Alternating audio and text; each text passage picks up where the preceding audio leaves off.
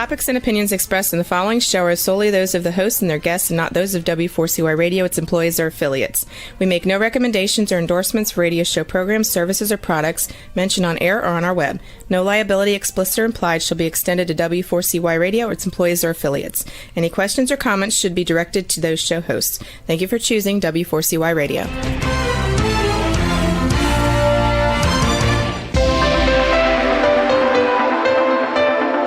Churchill said, "Those who fail to learn from history are condemned to repeat it." Kevin Hallinan believes that certainly applies to business.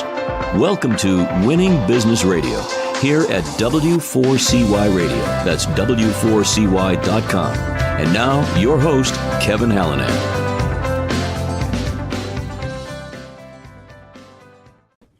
Thanks for joining in again today, everybody. I'm Kevin Hallinan, and welcome back to Winning Business TV and Radio on W4CY.com. And of course, we're streaming live on Talk4TV.com. And we're live on Facebook, and that's at Winning Business Radio. And of course, we're available in podcast after the live show on wherever you see or hear your content.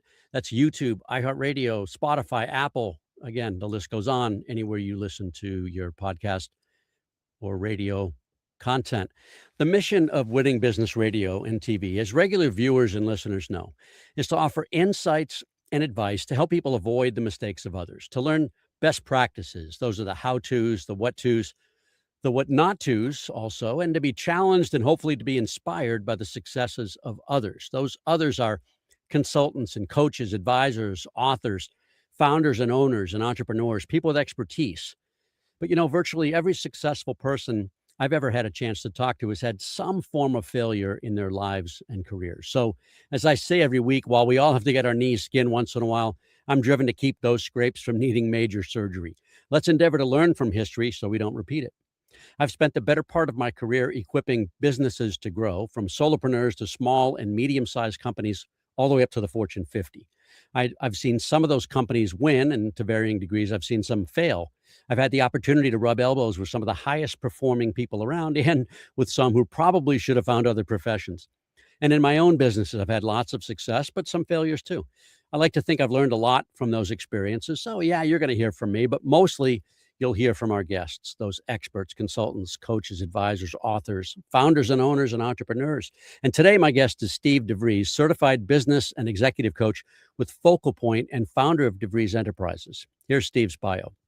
Steve DeVries has dedicated his career to transforming organizations into high-performing, future-ready businesses. As a certified business and executive coach with over 25 years of experience, he's worked with countless technology-based OEMs, manufacturing companies, and service providers to improve team performance and strategic execution. Steve specializes in equipping leaders with the tools and strategies to navigate complex challenges, whether it's developing leaders, improving financial management, or preparing for organizational succession. His hands-on approach helps clients see tangible results, often within months. His clients have achieved 20 to 50% profitability increases in just 12 months, 25% in sales growth after implementing tailored strategies, and 50% reductions in leadership turnover. Steve loves mentoring and up-and-coming leaders to maximize their impact. He's an avid outdoors enthusiast, particularly in the New Hampshire lakes and mountains. He enjoys volunteering his time as a coach in youth sports and advising entrepreneurial students. Steve's favorite quote is, "Success is not final. Failure is not fatal. It's the courage to continue that counts." Winston Churchill, man after my own heart. He earned his BS in Business Administration and Management at UMass Lowell, as well as his MBA in Management. Steve coaches because he enjoys helping people succeed. He finds the most meaning in supporting leaders through tough moments when decisions feel heavy, pressure's high, and clarity is hard to find. Coaching allows Steve to bring a calming, experienced presence to those situations, helping leaders think clearly and act with confidence. Clients value his perspective, steadiness, and accountability. Many say they begin anticipating the questions he will ask and the standards he will hold them to, evidence that the work has become part of how they lead. Steve resides in Windham, New Hampshire with his wife, Kim, and their two children, Paige and Sam. Steve, welcome to Winning Business Radio. Thank you so much for having me, Kevin. I really appreciate it. You got it. I know you're busy and I appreciate it. So tell us about your family. Start with your wife, Kim. Yeah, so Kim and I met when we were both attending UMass Lowell 100 years ago. Yeah. Some people know this. Our first date was on Valentine's Day. Oh, cool. And I knew from that moment, like that first date, I was done. We were engaged less than a year later and Oh, married about a year and a half after yeah. that. And it's been well, I will say mostly smooth sailing. No marriage is ever perfect, Of but course. Of course. smooth sailing all the way since. So Nice. this year will be anniversary 27. Oh, congratulations. And does she work? She does. She's director of project management and I guess the right hand person for the COO of a Boulder, Colorado based pet food company. Very cool. Very cool. Yeah. And your kids, Paige is 23, Sam's 18. Tell us about them. So Paige is she is off doing the adulting thing, as she likes to say. So Yep. she lives in Boston. She graduated from the Cool. University of New England Oh, yeah. a little over a year ago, That's a and pretty is campus. yeah, it's gorgeous up there. And she is making her way as a young adult. And my son Sam, who is freshman at Plymouth State University, he's on spring break this week, living the life of luxury. One floor below me right now. I can hear him talking to his friends as we speak. That's funny. That's funny. They like the outdoors too? Absolutely, yeah. We have a boat that we take out up on Winnipesaukee, and Nice. it's lots of day trips, but we'll parlay that into a 1 week stay at an Airbnb somewhere up there, and the whole Nice. family comes up and they bring their friends, and we have a good time. And we'll always do the outdoor things, the hiking and boating and whatever comes our way. Yeah, my family and another family across the street from us, we lived in Medfield, and the two families got together and bought a big old farmhouse on Route 25 between Plymouth and Rumney and Wentworth. And so I spent a ton of time as a kid. I love New Hampshire up there, so Yeah, you go. my childhood was all Yeah, like the summer vacations were all Winnipesaukee, or yep. there was a period of time at Newfound Lake as well. So I love the New Hampshire Lakes region. It's Love them both. Newfound. We had a piece of land on Newfound that my parents didn't end up developing. They ended up selling it, but we were going to be there. We did swim there a lot. So, all right. So you grew up nice. in Billerica, Mass. Tell us about the town and what it was like to grow up there. Oh, geez. What can I say about Billerica? So, Yeah. Merrimack Valley town. I mean, for me, it was kind of a normal upbringing. Mm, I had my crew of friends. We hung out all over town, playing lot of basketball together, a mhm. lot of pickup sports, right? I mean, football, baseball, all that good stuff. Driving around, getting into a little bit of trouble here and there, right? That was all part of it. I mean, Mm, Billerica itself is, I think it for a long time, it was very, very much a blue collar kind of town. And I think mm, it's morphed into more of a mix of blue collar, white collar types of professions. Tons of industry there. mm, Funny enough, so I mean, I had my first real job there in Billerica, and when I graduated UMass Lowell, I ended up working at a business in Billerica for 19 years that was wow. not 5 minutes from my parents' house where I Wow. grew up, and I couldn't get out of Billerica for a period of time. I couldn't get out of Billerica even if I tried. It was kind of crazy. Just when you thought you got out. Yeah, they pulled me back Yeah. in. All right. And how did you make it to Wyndham? Wyndham's a nice town in New Hampshire. Yeah, so as I mentioned earlier, my wife and I met at UMass Lowell, Mm, and so when we graduated, we ended up buying our first house in Lowell just before we got married, and then sold that house and bought another house in Lowell.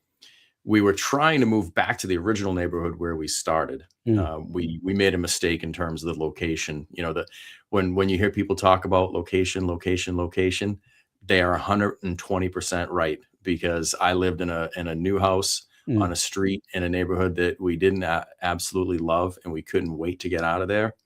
And when the housing market crashed, mm.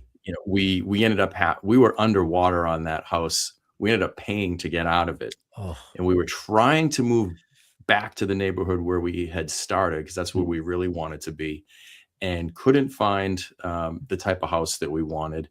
And we had some other family dynamics going on that were basically pointing to us to leave Lowell.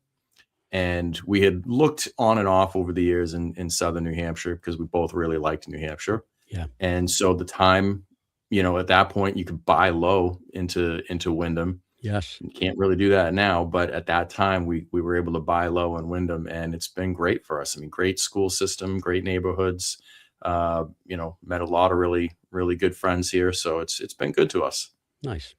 All right. So now consider high school years, maybe early college. Who were your early influencers? Ooh, I'm going to tell you about people that no one's ever heard of before, Sure. unless you were in the types of businesses. I was very lucky. I tell people this a lot. Mhm. My early influencers were actually the bosses that I worked for as a teenage kid. Mm. I was very fortunate to work for some really smart people, good people, people who had the patience to show me the ropes. I fell in love with business at a young age, and I knew I wanted to be in business leadership probably when I was 15 years old. Very first job, first W-2 job anyway. Yeah. I worked at a liquor store, and I worked in the back where I sorted all of the bottles and cans that people would return, Oh, for wow, the yeah. nickel. And I mean, it was perfect job for a young high school kid. But it was nasty, and I was, cleaning toilets for the employees and taking the trash out and doing all Yeah. these things. Yeah. But the guy who owned the store, his name's Vinny Strazieri. I think he's since sold the store and retired. But I was in and out of the little corner store next to the liquor store all the time as a kid. And he approached me one day and said, "You need a job." And he says, "I heard you're looking." And I said, "Yeah, I have been looking for a job." So he hired me, and he taught me so much about business, because I would finish up my work and I would go and see him. I'd see all these papers out all over his desk, and I was always very curious about it. And I'd be asking, the general ledger books and purchase orders and packing slips and all these different things. And I would be asking him questions, probably to the point where I annoyed him. But I just kind of loved how it all went together. Yeah. And so that got me curious about business. And then I moved on from there, and I won't take you through my entire pre-college resume, but suffice to say, each stop of the way, I met managers who really wanted to take me under their wing and teach me different things. And it built my love of business management and leadership. For many years, right through college, I had all kinds of part-time jobs through college. I just got lucky. I got lucky in that I was exposed to so many good people. We hear about bad bosses all the time, and I see it with my clients. Sometimes Sure. I see the bad bosses within their organizations, and I see the impact that it has on the people that report to them. And honestly, that's who I coach for. I coach for those people who wake up every day and slog off to work because, they need the paycheck, but they're miserable. And it's because they're working for a poorly run team or a poorly run company. And I want them to have a good experience as much as I want the owners of the business to do well. So, that all came from learning from these people who had been in business, and I was lucky enough to be exposed to. Love that. All right. We're going to take our first commercial break right here. We will be back in 1 minute, everybody. We're going to be back in about 60 seconds with Steve DeVries. You're listening to Winning Business Radio with Kevin Hallinan on W4CY Radio. That's W4CY.com. Don't go away. More helpful information is coming right up, right here on Winning Business Radio. Bestien Wealth Management is family-owned for 2 generations.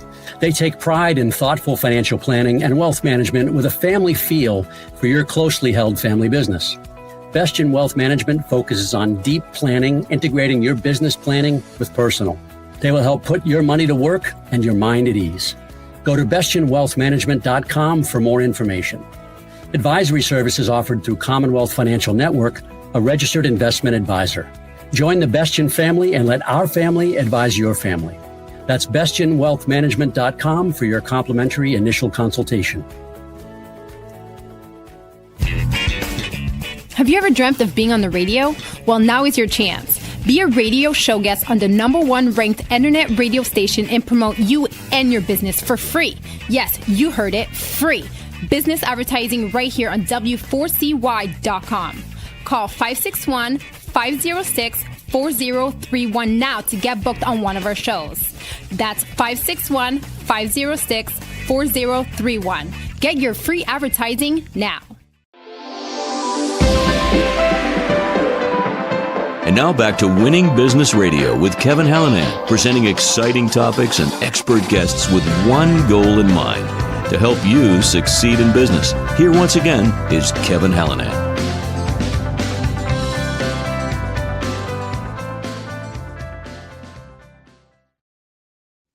All right, we are back with Steve DeVries, certified business and executive coach with Focal Point and founder of DeVries Enterprises. How did you make it to DJ Instruments? And I know looked like there are a couple iterations. It was purchased maybe twice.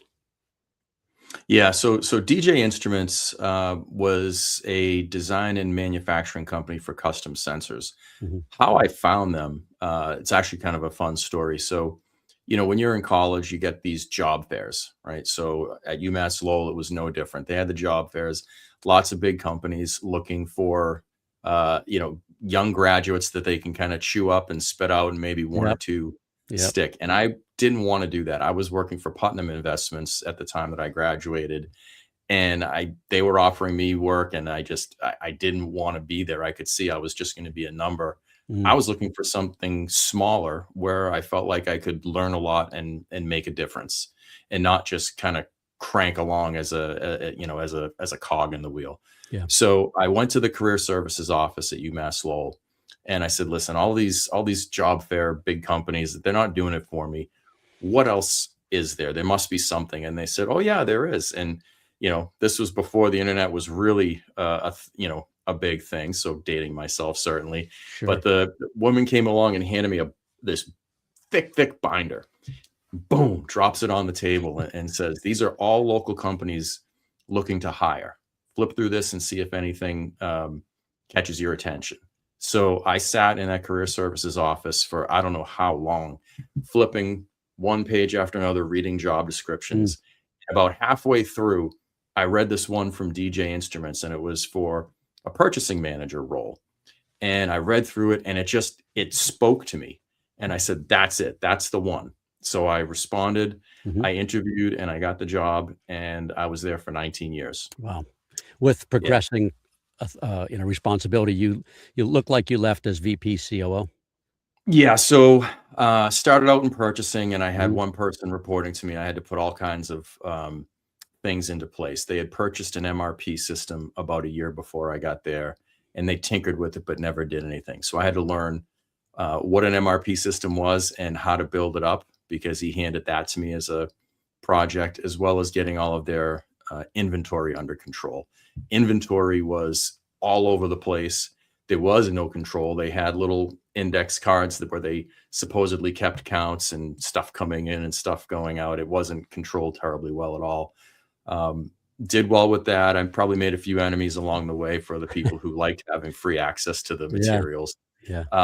But we got it under control. We started reducing our overall footprint in terms of the amount that we had in inventory, and built up the MRP system. And then the owner, who was my boss, asked me to take on more of an operations leadership role.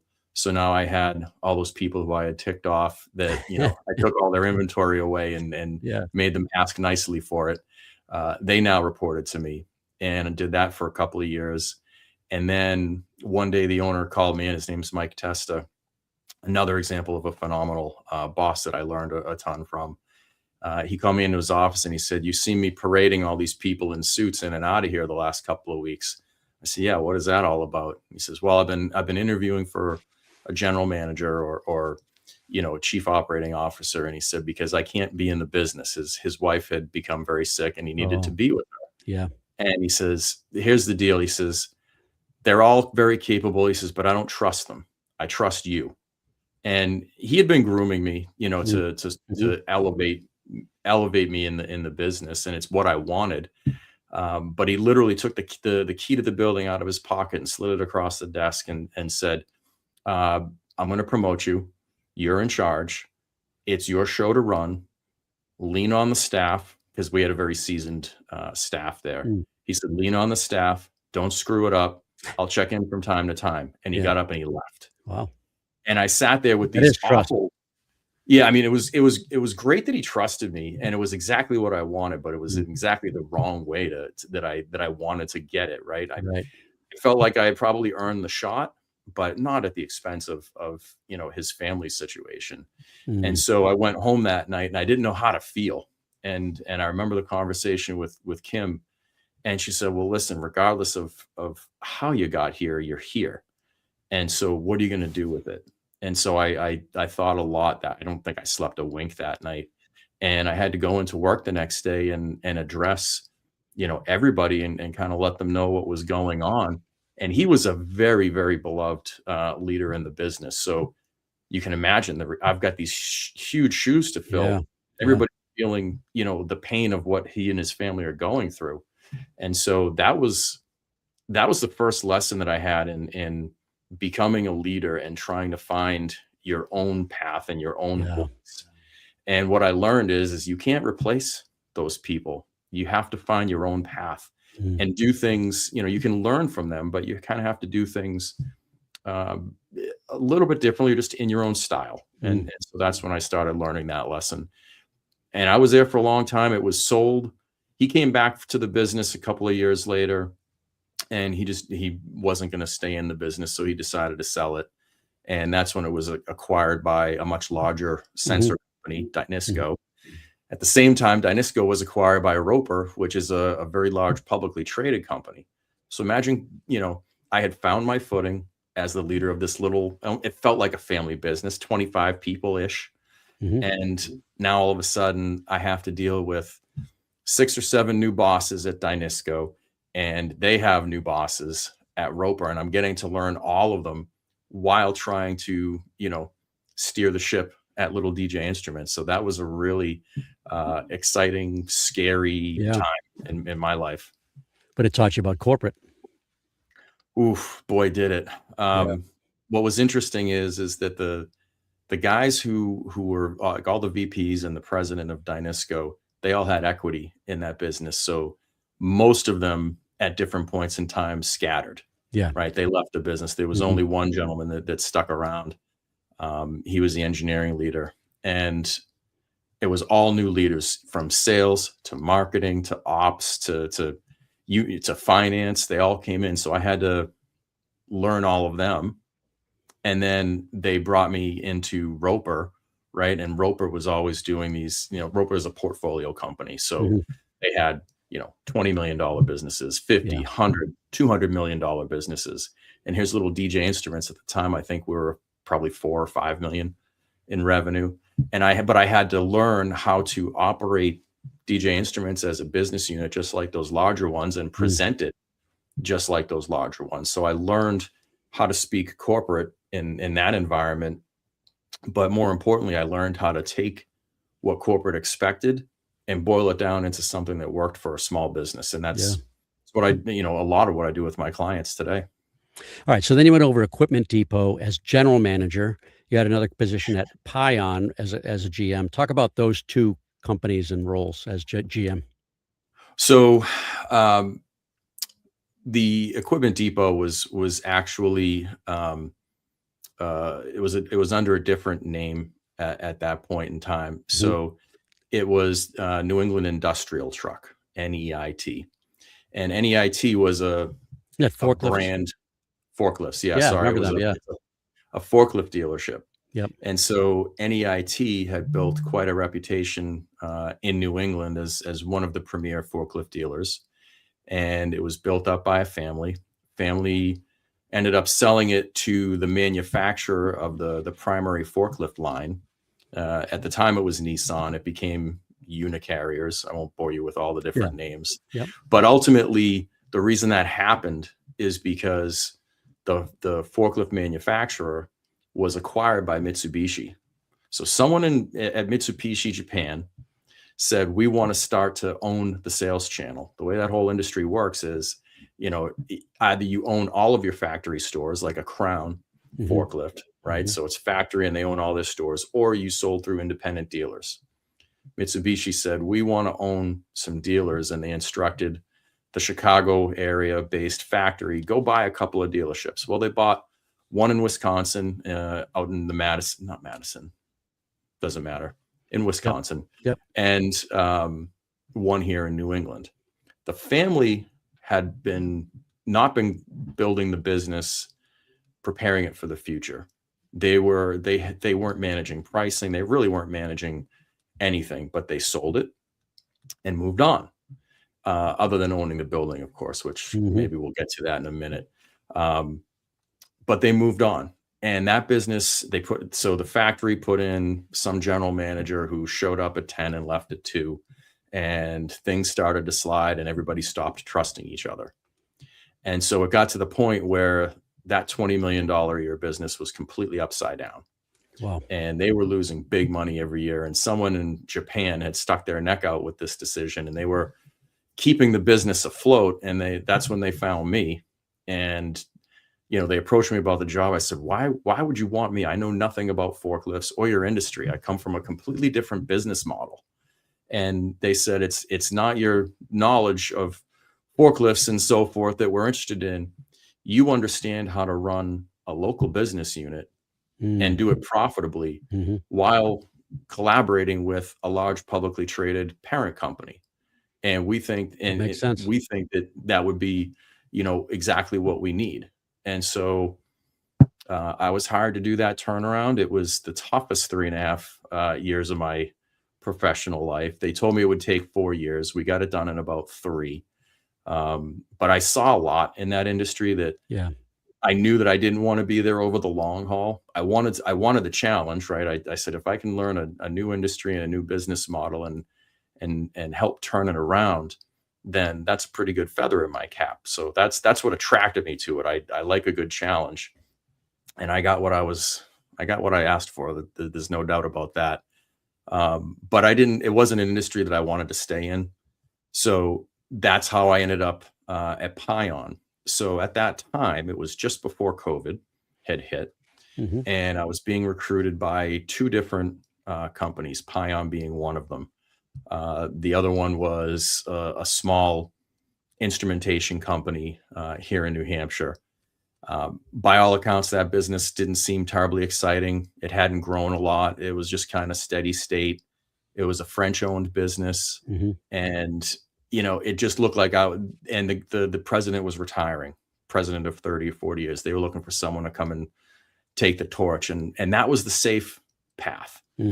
And I thought, coming off of this turnaround work that I had done and learning to live with my hair on fire all the time, it seemed a little bit ho-hum. And while I probably could have used a little ho-hum, I knew that it wouldn't be good for a long time. And so I went to Pion, which looked like it had a ton of upside. But here's what happened. COVID hit. And so Pion was a small business. There was, 15 or 20 people, and they had a small division in the UK. The last thing I did before leaving New England Industrial Truck was to sign off on furloughs. I couldn't keep the technicians working any longer. Nobody's business was open. Right. I brought them all in-house, and because we had just relocated the business to save some money, I brought them all in-house, kept them working for a couple of weeks, upfitting the place, and then there was no more work left for them, so I had to sign off. So I go to Pion, and I can see a ton of operational needs, but you can't. There's nobody coming into work, right? And if you do go into work, you're wearing a mask. Everybody's got social distancing, and sadly, their chief scientist passed away due to COVID. Oh, man. So now imagine you're the new general manager. You're there working with the owners. I would say that one owner wanted me there and the other one didn't. It was a husband and wife owner set. Even though dynamic. It was a tough dynamic, but again, I was pretty cocky, and I hadn't had any major. I had one major setback, I think, or minor setback in my career up to that point. Mm-hmm. And so I thought, I can do this, right? I will win them over and do this. And I can see so much opportunity. Well, between the social distancing and losing of a key employee, a beloved employee, nobody really knew what was going on with the world, right? And so here I am trying to gain traction in an environment where everybody's feeling loss. I had never even met the gentleman who passed away. And so it became apparent pretty quickly that this was not going to be for the long haul. And he probably so took a lot of 90 intellectual property, capital with him too, right? Sure. Yeah, there was that concern. It was it was a small business. So, and it was capital equipment. So nobody was signing off on $150,000 CapEx at that point in time. Right. There was a services component to the Pion business. But again, those services were catering to people in laboratories. Yeah, and the laboratories weren't open. Nothing was happening. So at 90 days, there were a lot of dynamics going on that I didn't like, and I don't really want to get into it here, but suffice to say, it wasn't feeling like the right fit. And on my 90-day review, I had a list of things basically that needed to change if it was going to make sense for me to stay. And they had already arrived at that conclusion. Like, we don't know what's going on in the world, but we know that we can't afford you to stick around here while we can't really have any of the change that you came here to do in the first place. Right. So we parted ways. It was just, a COVID casualty, if you will. Yeah. I probably would have been fine if I had gone the boring path, right, with that other opportunity. Or had there been no COVID, but who knew? I mean, right? There's no way we would have done that, so. Right. All right. Yeah. We're going to take our second break right there. We'll come right back to the end of that, talk about Excellums, and then right into Focal Point right after the break. We'll be right back. You're listening to Winning Business Radio with Kevin Hallinan on W4CY Radio. That's W4CY.com. Don't go away. More helpful information is coming right up, right here on Winning Business Radio. Bestien Wealth Management is family-owned for 2 generations. They take pride in thoughtful financial planning and wealth management with a family feel for your closely held family business. Bestien Wealth Management focuses on deep planning, integrating your business planning with personal. They will help put your money to work and your mind at ease. Go to bestienwealthmanagement.com for more information. Advisory services offered through Commonwealth Financial Network, a registered investment advisor. Join the Bestien family and let our family advise your family. That's bestienwealthmanagement.com for your complimentary initial consultation. The YP.com website is your local search engine. If you're looking for a good restaurant, it can help you find the right one nearby with ratings and reviews. Or if your car breaks down, you can use the YP app to find the closest repair shop. Or maybe you're just looking for something to do on a Friday night. Well, it has great local coupons for all sorts of things in your area. No matter what, when, or where, if you're looking for something, YP Local Search can help you find it. So go to YP.com or download the app to search local, find local, and save local. And now back to Winning Business Radio with Kevin Hallinan, presenting exciting topics and expert guests with one goal in mind: to help you succeed in business. Here once again is Kevin Hallinan.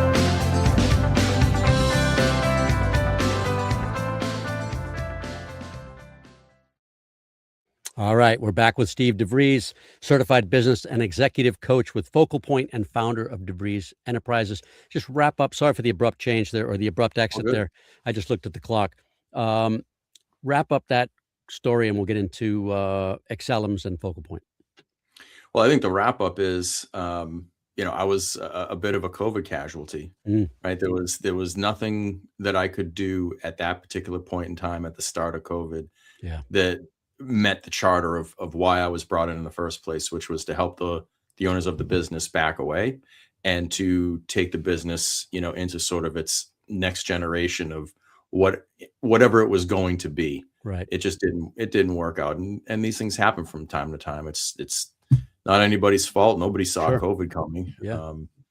So I was out of work that summer, which was actually okay Not a bad because, thing. you know, Yeah.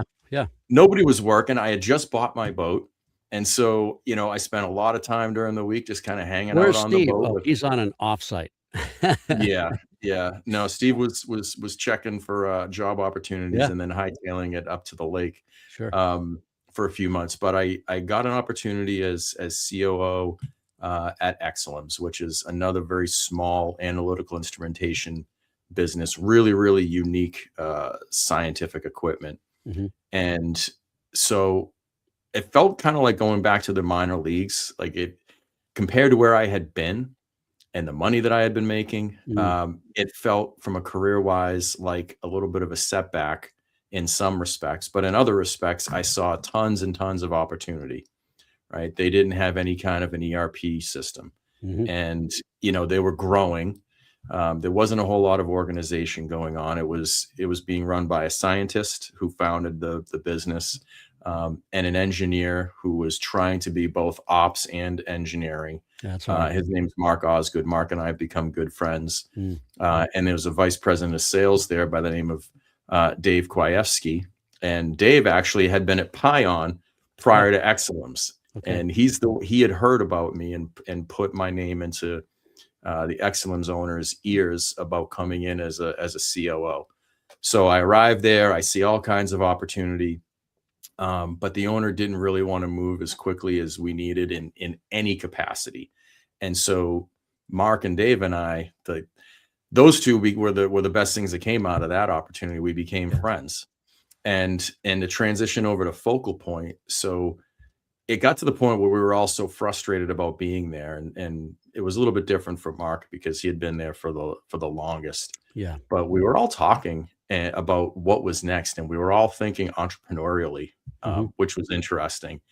And it was Dave that said to me, you know, I've been talking with franchise consultants. And I kind of looked at him and I was like, franchise? What are you going to buy a Dunkin' Donuts? Like, what are we Dry talking about cleaner. here? Yeah. Yeah. Yeah. What do we want to, you know, employ minimum wage people and do all that? Like, that's Mhm. not what I'm used to. And so he said, no, there's a bunch of like solopreneur kind of like white collar businesses out there. He says, you ought to Mhm. talk with this guy. So I said, sure. I talked with him and he said, boy, you know, you'd be a really good fit at Focal Point. I said, Focal Point, what's that? And so he told me a little bit about it. And I said, okay, fine. I listened and I kind of stuck a pin in it. A couple of weeks later, Dave comes in. He says, hey, I talked with another franchise consultant. I really like this guy.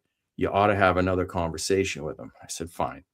So that conversation went very much like the first conversation. And the guy basically said, I could give you a list of franchises that I think you'd be good for. He says, but I'm telling you right now, for you, Focal Point is going to be the best fit. So I said, okay, fine. Connect me with somebody from Focal Point. And I loved what I heard. Mhm. And I loved it so much, it scared me after a little bit because it was all the best parts of what I've done as an executive throughout my career in terms of Right. helping people get where they want to go, helping businesses become the best version of themselves without a lot of the nonsense. And so I got very excited very quickly, and I talked with a lot of different Focal Point coaches, and Yeah. wow, this could be really great. But then I started getting nervous, and so as I continued to have these discovery conversations, I approached it like today's the day I'm going to figure out why this is a bad idea. And the only thing that I could find at the end of all of my exploration was whether or not I was willing to bet on myself to do the business development. I was going to say that. Yep. Yep. But one setback that I had that I mentioned earlier that I didn't talk about was when I was at DJ Instruments and we were owned by Dynisco. The business was running so well. They said, we don't need you to be a general manager. We need you to be a business development guy, Mhm. right? You've got this little machine that's a cash register. You're just cranking out money.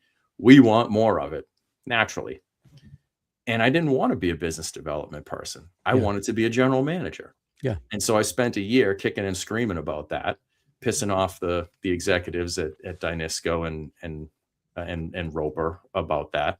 But I learned something from that experience. And so back to Focal Point and that decision point, I said, well, I haven't seen anything from a traditional general manager type role open up. I've always wanted to have my own business, never knew what it would look like. And now here's this idea of what it could look like. And there's this great, seemingly great organization with the same types of business values and cultural values that I value. Mm-hmm. And so if I'm ever going to try this, it felt like the right time to do it. And so I, built out the financial plan to make sure that we could afford for me to stop having an income, and took the plunge into entrepreneurship. Excellent. To me, I mean, I know a fair amount about Focal Point just because I've met a number of you guys through provisors, and it takes the best of what you're doing, and you get to do it over and over, right? Yeah, I love it. I absolutely love it. I feel like I've coached people for a long time in different ways, especially as I got later in my career. I found myself being able to use a lot of what I've been exposed to and learned, and especially some of the tough lessons. And I enjoyed, coaching people, younger people up. I enjoyed, helping people who are later stages in their career, get to another level. Anything that I could do to align the business's goals with the personal and professional goals of the people in that organization. That's what really gets my juices flowing. And when you can do it right, you build something really powerful. So you like working with technology-based OEMs, original equipment manufacturers, other manufacturing, B2B service providers, and not-for-profits. That's an interesting blend. So the not-for-profit sort of happened by accident, and it's kind of a personal story. So when I bought into Focal Point, which is a franchise, so you have to pay into it. Right. I was sitting on some money that I inherited from my dad. And when I was dealing with my dad's estate, I saw the number of checks that he was writing to different nonprofit organizations, all like help animals, help people, that sort of thing. He was very giving in that way. And I said, you know what, if I'm going to start this business and use some of his money to do it, I'm going to honor what he was doing. And so I will always make room for a nonprofit organization that could benefit from leadership development. And I'll do a short pro bono program, 90 days typically. Yeah. And I mentioned that one day in a networking meeting, and a woman approached me. She says, I know the perfect organization that could use some of your help. And she introduced me, and we worked for 90 days together. And then they wanted to keep going, and they've been a client with me for over 3 years. And I've coached a lot of people in that organization. Yeah. So I don't necessarily target it, but I'll never say no. I love that legacy. And so the leaders of these organizations, I'm taking this off your website. They're often frustrated and overwhelmed, right? The problems that you see a lot are shrinking margins, communication breakdowns. Everybody's not on the same page. Sales is stagnant, leadership team not aligned. Talk about how you help them, I'll use just a phrase, get unstuck. So first of all, I listen. Yeah. Right. I ask a lot of questions and I listen. And oftentimes the problems look and sound similar, but there's obviously nuance to all of it. And sometimes you're dealing with a lot of history there. So how do I get them unstuck? I use my experience first and foremost. I listen to what they have to say, and I understand what is it that you actually want this to be. Like in a perfect world, if you could draw this out, what would that look like? Most of the time they have a pretty good answer, but sometimes they don't. And I have to give them the benefit of my experience to say, this is what it should look like. And that could be from any of those aspects that you mentioned. Right. And so then we go to work, and I start teaching them about themselves. I start teaching them about what could be with their team. Sometimes I'll work directly with my client and some of the people on their team. But everyone is a little bit different. And so, Focal Point has great content, but I meet every client where they are. Right. If I'm working with the owner of a $2 million business, I'm not trying to turn them into, the owner of $100 million business. It's two very different mind frames. Right. And so you have to understand where they are. And sometimes they know their numbers really well, and sometimes they don't. And so how they get unstuck is by learning. Right. I think that's probably the easiest way for me to put it. they haven't had the benefit of the experience that I've had. Yeah. So they haven't learned how to be effective business leaders or good managers or understand the financials, anything along those lines. Yeah. Smaller And so business can be insular, right? That's all they see is what they've done and seen themselves versus the yeah, breadth of knowledge you can bring from other businesses. right. Mm. So, you get that small business owner operator and they don't know how to delegate, right? They've had to do everything themselves for so long and they're afraid to let go of the rope on anything. Mhm. And that stunts the business's growth. It stunts the growth of the people in the Mhm. organization.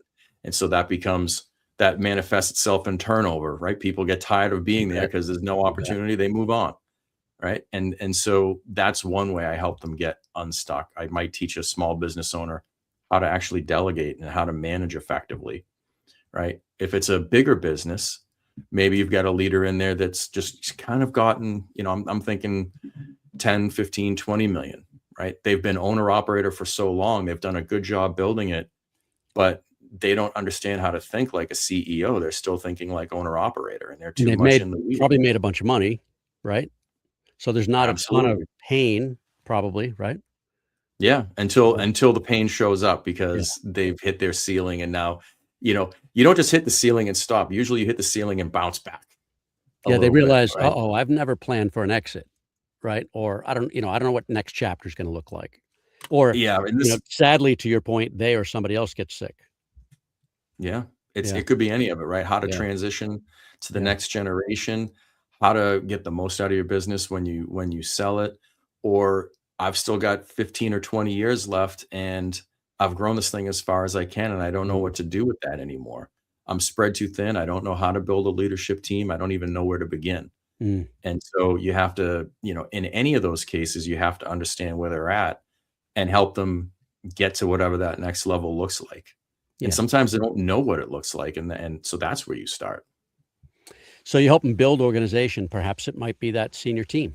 As we say, Absolutely. I have hire a client right now professionals. going through it. Yeah. What type So, of business? It's a manufacturing company. Yep. And so, this owner, he's second generation, bought the business from his dad, Yep. has done a good job building it up, moved the business into a brand new facility that he had built out, Good for and him. it got stuck. And now it's starting to slide backwards a little bit. And he's got a lot of longtime loyal employees. But the problem is that he wants to get that business, more than 2x where it is today. Mhm. And the people who have gotten him to where it is today, he's loyal to them. So what do you do? Right. And he doesn't understand that you've got to bring in fresh minds, more horsepower, people who understand what it means to go from a $10 million business to a $25 million business. And most of the people in there right now, it's maximum, even a $10 million business is beyond where they're comfortable in operating. Mm. And so you have to bring in some new levels of expertise. The owner, Financial professional, CFO. Actually they do have a fractional CFO. I love Okay, the fractional model, good, yeah. right? Fractional Yeah. CFOs, fractional, VPs of HR, Mhm. sales, marketing, right? For a bit, this is the perfect size business to leverage fractional expertise. And so How do- that's kind of the direction I'm starting to take them. How do your clients find you? Usually it's word of mouth, Yeah. right? Just about everybody has been word of mouth in some way, shape, or form. Somebody that I know, somebody that I've just met. Has Provisors been good for you up until now? Yeah, Yeah. absolutely. Provisors has given me a couple of opportunities. Mhm. Provisors has been great because I've learned a ton from others, and I've met people who are willing to help, not just professionally but personally. Right. I don't know if we have enough time, but I could share No, a we actually have story. to wrap up. I know. Then It I'm goes going to let quick. you wrap it up. All right. So let me ask this. Best way to Yes. contact you, your website is there. It'll come back in a second. Why should someone who's listening or watching reach out? Because they're frustrated with their current situation. They Mhm. know that there's a better way, but they don't know how to find that better way, Mhm. right? If you're running a business and you know that it should be easier, a little bit easier, it should be a little bit better, and you're just not quite sure how to make that happen, that's why you call me. Excellent. So the website is stevedevries.focalpoint.com. There it is again.